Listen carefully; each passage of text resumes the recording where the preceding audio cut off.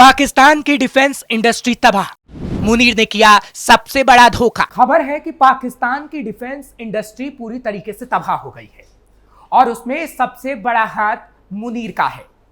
मुनीर ने पाकिस्तान को ऐसा धोखा दिया है जिससे पाकिस्तान अब ना घर का रहा ना घाट का।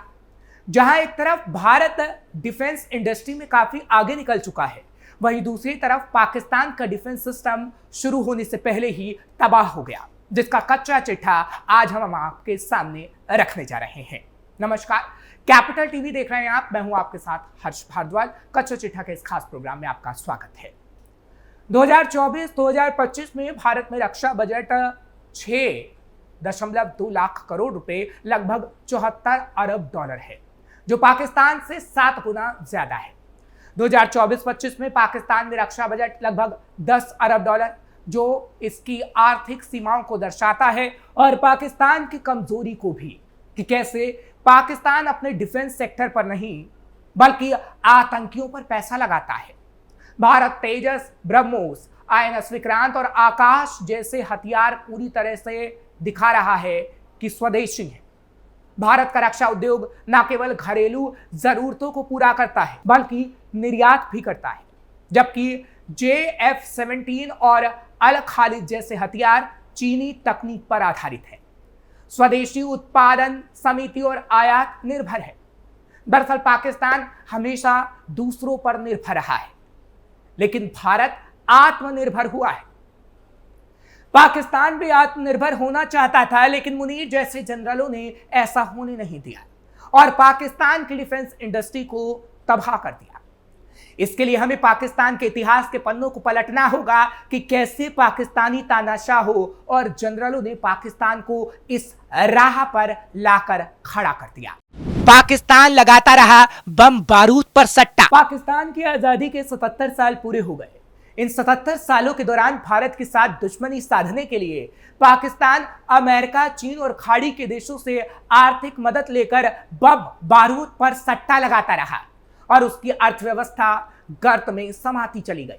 वहीं भारत हमेशा से वसुधैव कुटुंबकम की नीति पर काम करता रहा, दुनिया के देशों से अपना मधुर संबंध स्थापित करता रहा, आर्थिक वृद्धि को बढ़ावा देने के लिए उद्योग धंधों को प्रोत्साहित करता रहा और पाकिस्तान की ओर से किए गए आतंकवादी हमलों और थोपे गए युद्धों का सामना भी करता रहा। इसके बावजूद आज भारत दुनिया में तेजी से बढ़ती अर्थव्यवस्था का मुकाम हासिल कर रहा है और पाकिस्तान गर्त में डूबा जा रहा है।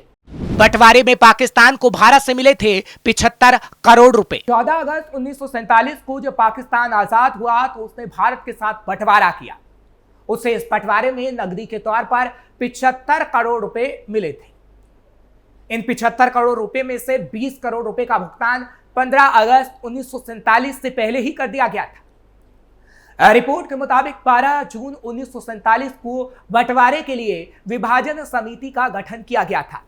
इसकी अध्यक्षता लॉर्ड माउंटबेटन ने की थी। इसमें भारत की ओर से सरदार वल्लभ भाई पटेल और डॉक्टर राजेंद्र प्रसाद प्रतिनिधित्व कर रहे थे, जबकि पाकिस्तान की ओर से लियाकत अली खान और अब्दुल रब निश्तर शामिल थे।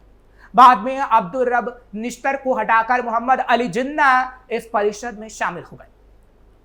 विभाजन में रक्षा, मुद्रा और सार्वजनिक वित्त के बंटवारे पर समझौता किया गया।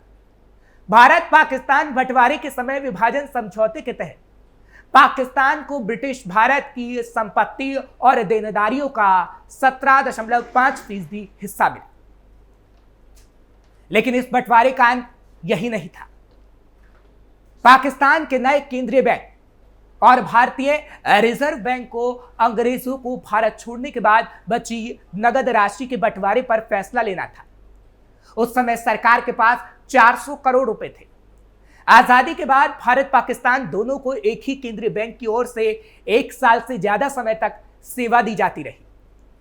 आरबीआई ने अगस्त 1947 से सितंबर 1948 तक पाकिस्तान के केंद्रीय बैंक का संचालन किया। दोनों देशों को अक्टूबर 1948 तक केंद्रीय बैंक साझा करना था, लेकिन आरबीआई और पाकिस्तान सरकार के बीच 55 करोड़ रुपए के भुगतान को लेकर संबंध तेजी से बिगड़ने के बाद विभाजन को 1 महीने के लिए और आगे बढ़ा दिया गया। 1947 के बाद पाकिस्तान की आर्थिक स्थिति क्या थी? भारत से विभाजन के बाद 75 करोड़ रुपए नगदी लेकर जब पाकिस्तान अलग हुआ तो उसकी आबादी 30 करोड़ थी। 1947 से लेकर 1950 तक उसकी आर्थिक वृद्धि में काफी अधिक योगदान नहीं रहा। साल 1950 के दशक के दौरान पाकिस्तान की आर्थिक वृद्धि औसतन 3.1% सालाना थी। खास बात यह है कि एक दशक राजनीति और व्यापक आर्थिक अस्थिरता की वजह से उसके पास संसाधनों की कमी बनी रही। 1948 में स्टेट बैंक ऑफ पाकिस्तान की स्थापना के बाद 1949 में भारत पाकिस्तान के बीच मुद्रा विवाद की वजह से व्यापार संबंध तनावपूर्ण बने रहे। 1951-52 और 1952-53 के बीच मानसून की बाढ़ ने और भी आर्थिक समस्याएं पैदा कर दी, जहां पाकिस्तान खुद को संभाल ना सका और भारत ने खुद को संभाल लिया था। 1990 के दशक में फिर आर्थिक तौर पर टूट गया पाकिस्तान। 1990 के दशक में पाकिस्तान की अर्थव्यवस्था की हालत एक बार फिर खस्ता हो गई। इसका कारण यह था कि बेनजीर भुट्टो के नेतृत्व वाली पाकिस्तान पीपुल्स पार्टी और नवाज शरीफ के नेतृत्व वाली पाकिस्तान मुस्लिम लीग एन के बीच बारी बारी से चलती रही। पाकिस्तान में राजनीतिक अस्थिरता की वजह से पाकिस्तान की आर्थिक वृद्धि गिरकर 4% रह गई।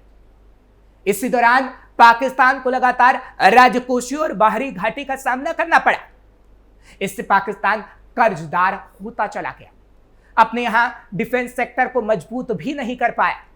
निर्यात स्थिर हो गया और वैश्विक व्यापार में उसकी हिस्सेदारी घट गई। गरीबी दोगुनी होकर 18 से 34% तक पहुंच गई। मुशर्रफ के राष्ट्रपति बनने के बाद पाकिस्तान की खस्ता हालत। पाकिस्तान में अक्टूबर 1999 में सैन्य तख्ता पलट के बाद साल 2001 में परवेज मुशर्रफ पाकिस्तान के राष्ट्रपति बने।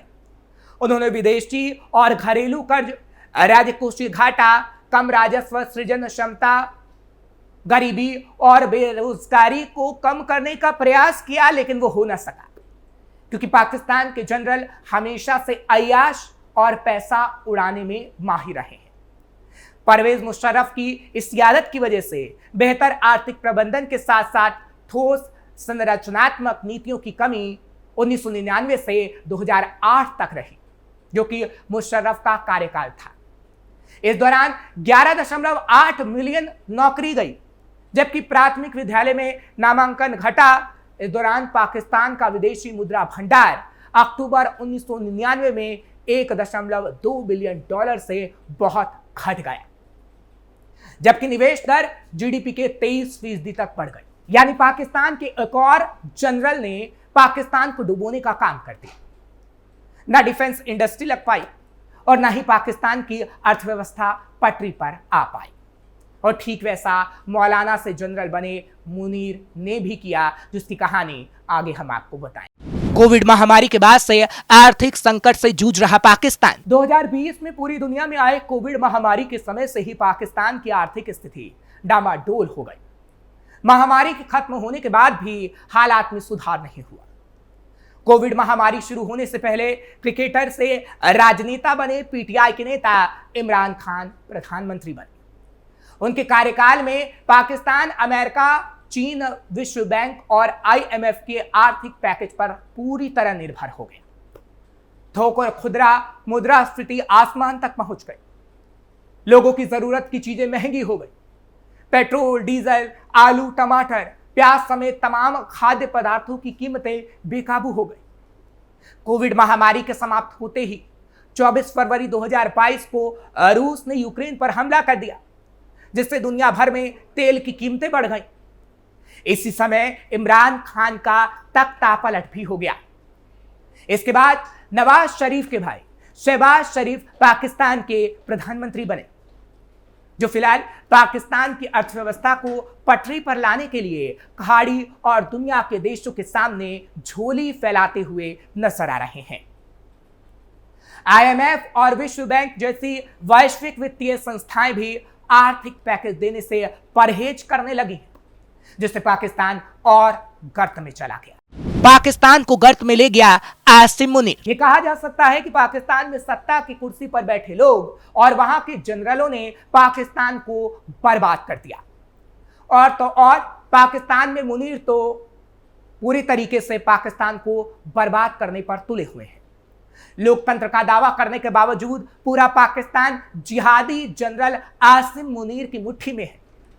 पाकिस्तान की दशा और दिशा वहां की फौज तय करती है। बंटवारे के बाद इस बर्बाद इस्लामी मुल्क ने अपनी अलग ही आड़ी टेढ़ी नीयत अख्तियार की है और उसका समय समय पर खामियाजा भुगतता रहा है। पाकिस्तान के हर उस 30 मार खां प्रधानमंत्री को सेना ने पैदल कर दिया जो सेना से ज्यादा ताकत हासिल करना चाहता था। इमरान खान पाकिस्तान के आखिरी वजीर आलम थे जिन्होंने सेना की चौखट से ज्यादा सर उठाने की कोशिश की और सेना ने अप्रैल 2022 में संसदीय तख्ता पलट को अंजाम देते हुए एक झटके में ही इमरान को गद्दी से बेदखल कर दिया। मौजूदा पाकिस्तान के वजीर आलम शहबाज शरीफ सेना प्रमुख जिहादी जनरल आसिम मुनीर के हाथ की कठपुतली है। सरकार के सारे फैसले आसिम मुनीर के सामने से गुजरते हैं। पहलगाम हमला भी मुनीर के दिमाग की ही उपज थी। मुनीर ने अपनी और अपने देश की औकात भूलकर भारत में चिंगारी भड़काने की कोशिश की, लेकिन अब भारत की लगाई आग में पूरा पाकिस्तान जलकर राख होना तय है, जिसमें पाकिस्तान की डिफेंस इंडस्ट्री भी पूरी तरीके से तबाह हो चुकी है। और अब तो भारत ने मुनीर सेना और पूरे पाकिस्तान को उसकी गुस्ताखी के लिए ऐसी सजा दी कि पाकिस्तान की आगे आने वाली नस्लें भी मातम मनाएंगी। साथ ही साथ पूरी दुनिया देख रही है कि युद्ध नहीं, बुद्ध की बात करने वाला भारत जब युद्ध में उतरता है तो युद्ध थोपने वाले का क्या हाल करता है। और पाकिस्तान के पास अपने डिफेंस सेक्टर में बस दिखावा मात्र चीनी आइटम ही रह जाते हैं, क्योंकि भारत जिस तरह एक एक कर पाकिस्तान की हर चीज को तबाह कर देता है, उससे पाकिस्तान पूरी तरह मिट्टी में मिल जाता है। फिलहाल कच्चा चिट्ठा के खास प्रोग्राम में बस इतना ही। कल फिर आपसे मुलाकात होगी।